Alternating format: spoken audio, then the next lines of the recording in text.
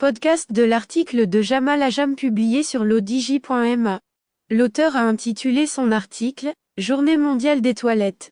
Le droit de miction, c'est sérieux ». Il commence son article ainsi. Le 19 novembre de chaque année, c'est la Journée mondiale des toilettes.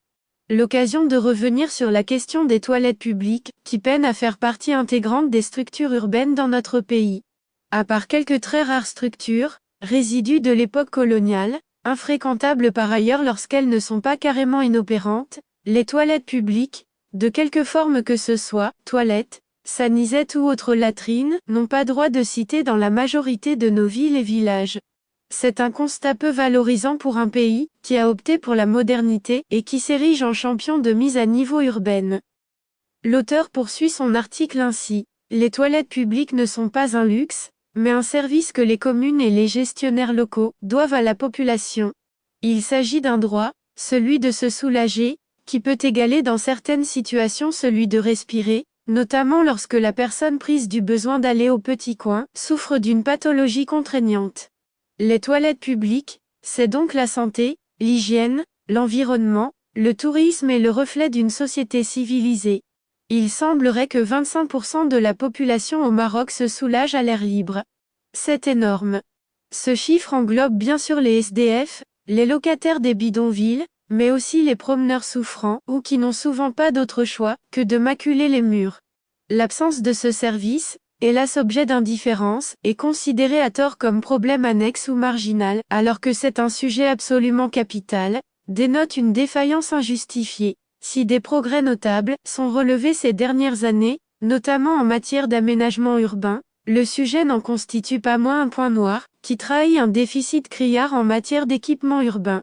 Un déficit qui impacte indifféremment les hommes et les femmes, les jeunes et les vieux, les riches et les pauvres, les touristes et les locaux, les handicapés physiques et les sains de corps, ceux qui ont un logement et ceux qui n'en disposent pas. L'auteur précise ainsi que la réalisation de toilettes publiques soit systématiquement inscrite dans les programmes des communes aussi bien urbaines que rurales. Que les gestionnaires communaux en fassent une priorité, autrement, tout le discours mettant en avant la politique de proximité tombe à l'eau. L'auteur conclut ainsi.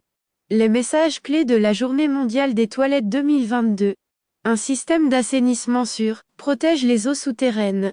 Des toilettes situées à un endroit approprié et reliées à des systèmes d'assainissement gérés en toute sécurité qui collectent, traitent et éliminent les déchets humains, contribuent à éviter que ces derniers ne se déversent dans les eaux souterraines. Les systèmes d'assainissement doivent résister au changement climatique. Les toilettes et les systèmes d'assainissement doivent être construits ou adaptés de manière à pouvoir résister à des phénomènes météorologiques extrêmes, afin de garantir leur fonctionnement en continu et la protection des eaux souterraines. Il est urgent d'agir dans le domaine de l'assainissement. Nous sommes encore très loin de pouvoir garantir un accès pour tous à des toilettes d'ici à 2030. Alors qu'il ne reste que 8 ans, les pays du monde entier vont devoir quadrupler leurs efforts pour tenir leurs engagements.